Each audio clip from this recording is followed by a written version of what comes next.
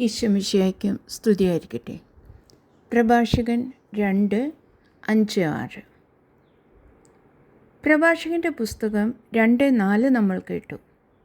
ഇനി 5-6 വാക്യങ്ങൾ ശ്രദ്ധിക്കാം. എന്തെന്നാൽ സ്വർണം അഗ്നിയിൽ ശുദ്ധി ചെയ്യപ്പെടുന്നു, സഹനത്തിൻ്റെ ചൂളയിൽ കർത്താവിന് സ്വീകാര്യരായ മനുഷ്യരും. കർത്താവിൽ ആശ്രയിക്കുക, അവിടുന്ന് നിന്നെ സഹായിക്കും. കർത്താവ് എത്രമാത്രം നമ്മളെ എന്തെന്ന് പറയേണ്ടത് വളരെ വലിയൊരു പദവിയിലാണ് ഇരുത്തുന്നത്.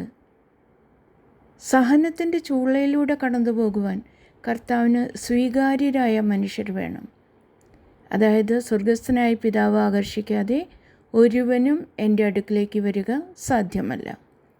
അപ്പോൾ നമ്മുടെ സ്വർഗസ്ഥ പിതാവ് ആകർഷിച്ചതുകൊണ്ട് മാത്രമാണ് നമ്മൾ ഈ വചനമൊക്കെ കേൾക്കാനും അത് മനസ്സിലാക്കാനും ഉള്ള ഒരു കൃപ നമുക്കായി തീർന്നത്, നമുക്ക് കിട്ടിയത്. സഹനത്തിൻ്റെ ചൂളയിലൂടെ കടന്നു പോകുവാൻ കർത്താവിന് സ്വീകാര്യരായ മനുഷ്യരെ വേണം. എത്ര വലിയ പദവിയാണ് അല്ലേ നമുക്ക് കിട്ടുന്നത്. സഹനത്തിൻ്റെ ചൂളയിലൂടെ കടന്നു പോകുവാൻ നമുക്ക് പരിശുദ്ധാത്മാവിൻ്റെ ഫലങ്ങൾ വേണം. നമുക്ക് ഒറ്റയ്ക്ക് പറ്റില്ല അത്. അതുകൊണ്ടല്ലേ പരിശുദ്ധ അമ്മയുടെ അടുത്തും ഗബ്രിയേൽ മാലാഖ വന്നിട്ട് പറഞ്ഞത്, പരിശുദ്ധാത്മാവ് നിൻ്റെ മേൽ വരും, അത്യുന്നതിൻ്റെ ശക്തി നിൻ്റെ മേൽ ആവസിക്കും. അതായത് നമുക്ക് പരിശുദ്ധാത്മാവില്ലാതെ ഒന്നും ചെയ്യാൻ പറ്റില്ല.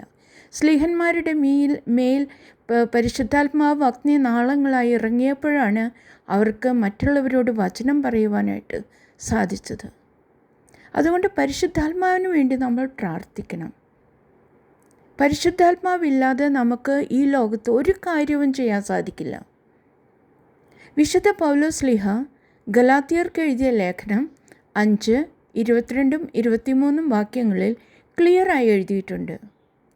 പരിശുദ്ധാത്മാവിൻ്റെ ഈ ഫലങ്ങൾക്കായി നമുക്ക് ഈശോയുടെ വാഗ്ദാനമായ പരിശുദ്ധാത്മാവിനോട് അപേക്ഷിക്കണം.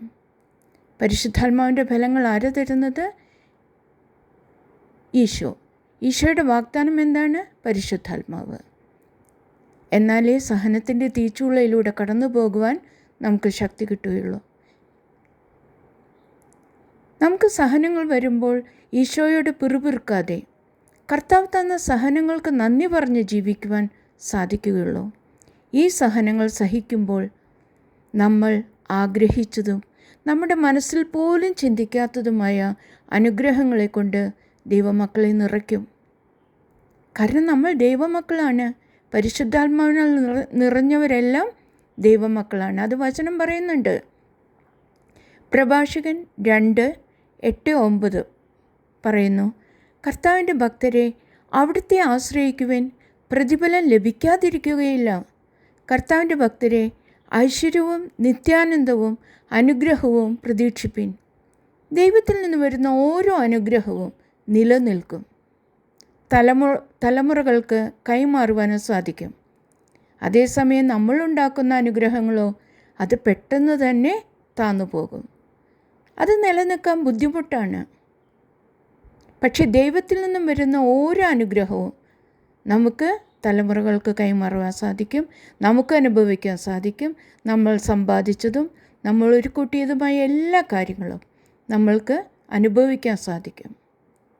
പ്രഭാഷകൻ 2:12-14 വരെയുള്ള വചനങ്ങൾ നമുക്ക് സ്വയമായി വായിക്കാം, മനസ്സിലാക്കാം. കാരണം വചനം വായിക്കുമ്പോൾ നമ്മൾ ശുദ്ധീകരിക്കപ്പെടുന്നു. അത് ഈശോ പറഞ്ഞിട്ടുള്ളതാണ്. നിങ്ങൾ കേട്ട ഈ വചനം മൂലം നിങ്ങൾ ശുദ്ധീകരിക്കപ്പെടുന്നു. പ്രഭാഷകൻ 2:15 കർത്താവിനെ ഭയപ്പെടുന്നവർ അവിടുത്തെ വചനം ധിക്കരിക്കുകയില്ല. വചനം ഈശോ ആണ്. കർത്താവിനെ ധിക്കരിക്കാതെ കർത്താവിൻ്റെ വചനങ്ങളെല്ലാം നമ്മൾ സ്വീകരിച്ച് അതുപോലെ നടക്കുമ്പോൾ കർത്താവിൻ്റെ അനുഗ്രഹങ്ങൾ ഓരോന്നോരോന്നായി നമുക്ക് സ്വീകരിക്കാനായിട്ട് സാധിക്കും. നിത്യം പിതാവിനും പുത്രനും പരിശുദ്ധാത്മാവിനും സ്തുതി ഉണ്ടായിരിക്കട്ടെ. ആമേൻ.